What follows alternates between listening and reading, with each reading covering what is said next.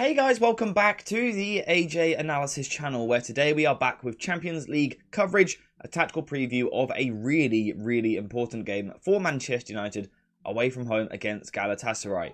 The intensity is going to be insane, the hostility is going to be unbelievable in the Galatasaray stadium, but this is a must-win game for Manchester United. They got themselves into a horrible position in the Champions League group with some pretty ropey performances and also results in the game so far. For example, last time against Galatasaray, we lost 3-2, pretty unacceptable.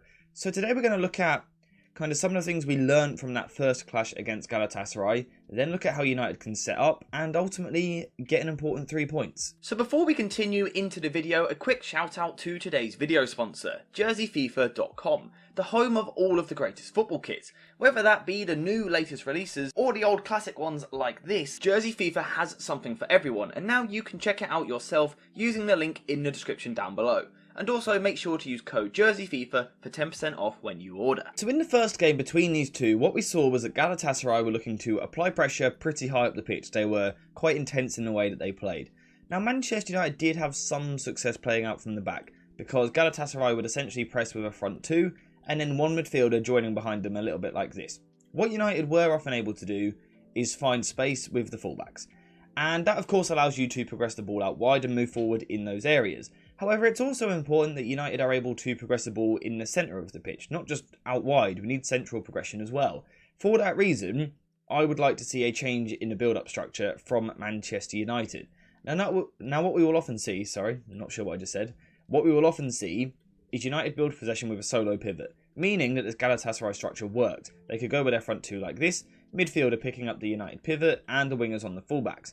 What I would like United to do in this game is drop an extra player a little bit deeper, into a double pivot, and form more of a 2-4 shape at the back. This is a shape which we saw early on against Copenhagen the other week. I think we need to see it more. I think it's a better build-up structure for Manchester United, at least when playing out from the back. Because what this is going to do is ask questions of Galatasaray and force them to change their shape a little bit. Doesn't Ndombele be super aggressive and come up on another midfielder, but then you're leaving your centre-backs exposed, or your defence fully exposed 4 versus 4? Or doesn't Ndombele hold a little bit deeper in a holding midfield position, but then you're, leaving Torreira 2 versus 1 here? Of course, these midfielders might be the other way around as well. So that's something which United should do. Add the extra player to the build-up to cause problems. We also need to see greater use of Onana in this particular match, because if Galatasaray are going to be intense, United need to use Onana as that extra number. If United can somehow make this central position here a 1, 2, 3, 4, 5 versus 3 in United's favour, then it should allow United to play out from the back and hopefully actually get some control on the game from there. Now, another problem which we saw in the first game between these two sides was that United were far too direct. Bruno Fernandes was on the right wing, constantly firing balls forward. Casemiro in particular, his pass completion rate was in the 70s, constantly pinging the ball forward, creating a very open game which actually suited Galatasaray. So United can't afford to play in that way again. For that reason, we need to see one of Sofian Amrabat or Kobe Mainoo in the midfield. I'm going to go for Mainoo, just because I thought he was so good in midweek. Yes, this is, a big test for him, but why not throw him in and see if he can deal with it? I would like to see it personally. And now we can start to kind of build our deep structure around that.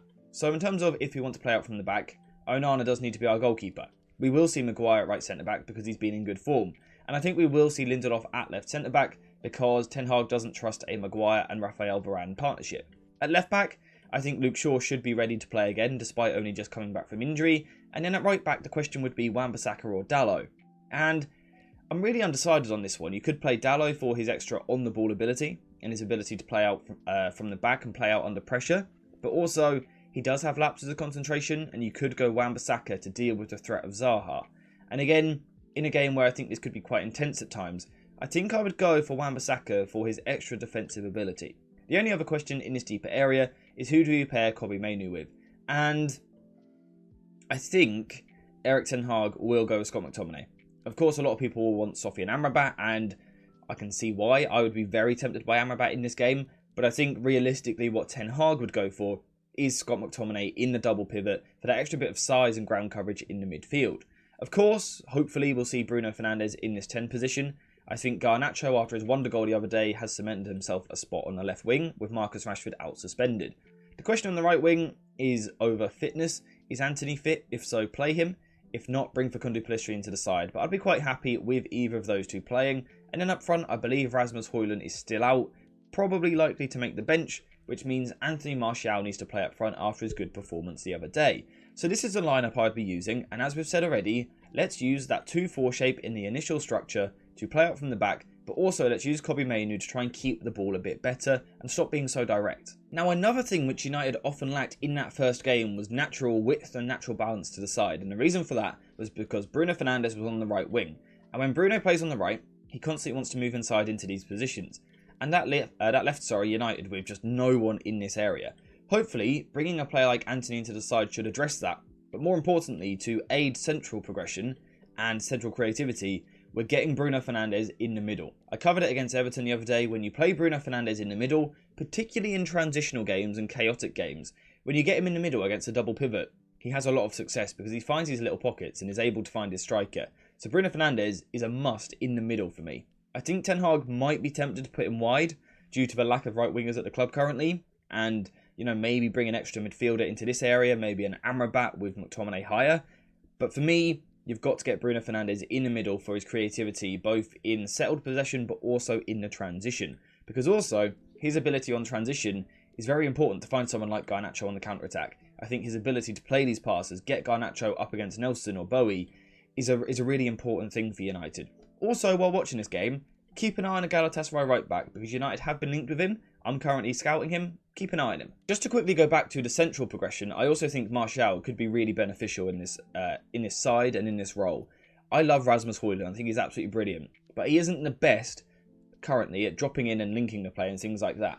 For that reason, Martial could be very, very important.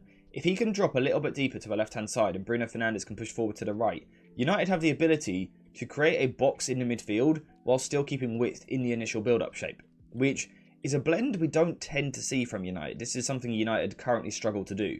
But by using this shape, we've got width and also plenty of numbers in these deeper areas to play out from the back. But we've also got a box in midfield and plenty of options. So when Kobbie Mainoo gets the ball, if we see rotations, let's say Fernandes moving, opens up space for McTominay, it can quickly become a diamond, of course, again. So let's say McTominay drops deep, Bruno Fernandes drops to one side, Martial drops in as the 10. Again, we have a diamond in midfield. This rotating 4 in the centre of the park could allow United to have some success here. Because Galatasaray, like I said, they will be in a 4-4-2 from a defensive point of view, but it's not perfect in the way that they do it. Because their player who plays in the 10 starts a little bit deeper and then kind of gradually goes out to form a front 2. And their midfielders are often staggered.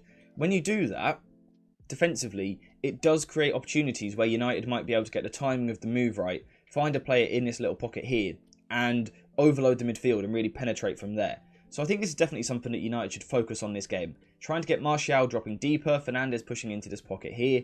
Again, getting Kobbie Mainoo on the ball for his ability to dictate the game, but also carry through the pitch at times. It's going to be another big test for him. Again, be patient with him, give him time in this game. Also, actually, on Kobbie Mainoo, this afternoon I'm going to be streaming potential midfielders which could be signed to play alongside him. So make sure you tune in for that. Get notifications on. But going back to this game, I think this box in midfield will be very important to allow United to, hopefully, fingers crossed, actually at times get the ball down and keep the ball.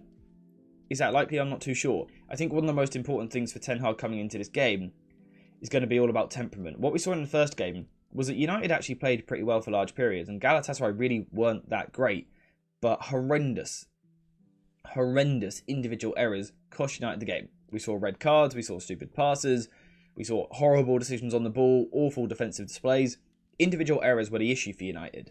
And when you go away to Galatasaray, like I said at the start, it's going to be hostile. It's going to be unbelievably intense. Probably the most hostile atmosphere in world football. So it's the most important thing for United, actually, rather than the tactics, whether you use a back 4 or back 3 or wide wingers or narrow wingers or a false 9, whatever. What's more important is going to be about the confidence of the players, the temperament, the composure, the ability to perform in big moments. That's going to be the most important thing. Also, execution. At the weekend against Everton, United executed in key moments. When they needed a goal, the players delivered. They took their chances. Not something United normally do, but we need to see that again. Garnacho, you need to be clinical, mate. Score another bicycle kick if you don't mind, that'd be great. But Martial, keep up that good finishing and that good final third display, which we saw at the weekend. If United do those things, there is every chance for United to get a win here. I don't think it'll be straightforward by any means, because United, we can see, are clearly without key men. There are real key players missing in this United 11. Rasmus Højlund, Marcus Rashford, of course, suspended. Still, someone like Lisandro Martinez out, Casemiro. There's a lot of big players missing from this starting 11. It will not be easy. Galatasaray are a good side. They've tested Bayern, they've already beaten United. They're a good team in this group and a force to be reckoned with. And again, the atmosphere will play a big part. But I think if United use this box shape in the midfield, they have chances. I think what we're going to end up seeing is quite a chaotic end-to-end game. I don't think we're going to see a team having 65% possession. This is going to be one of those 53% to 47%, quite transitional. It's all about performing in moments. Maguire and Lindelof are going to have to be on the top of their game. McTominay and Mainu are going to have to provide cover. It's the reason I'm going with Wan-Bissaka to deal with Zaha. But then going the other way, Bruno Fernandes has to be selective in his passing. Play the forward pass at the right moment. Can you find Martial? Can he link the play up front? And then Garnacho and Antony, can they provide a bit of creativity, a bit of width in the final third to break down this Galatasaray side? We're going to have to wait and see. It's ultimately a must-win game for United if they want to progress in the Champions League group. Will they do it? Let me know what you think in the comments down below. I also will be live again tomorrow afternoon to discuss it even further, so if you want to do that before the match, feel free to join. Apart from that, we are finished for today's video, so thank you guys for watching. I hope you have enjoyed it, and as always, I'll see you in the next one.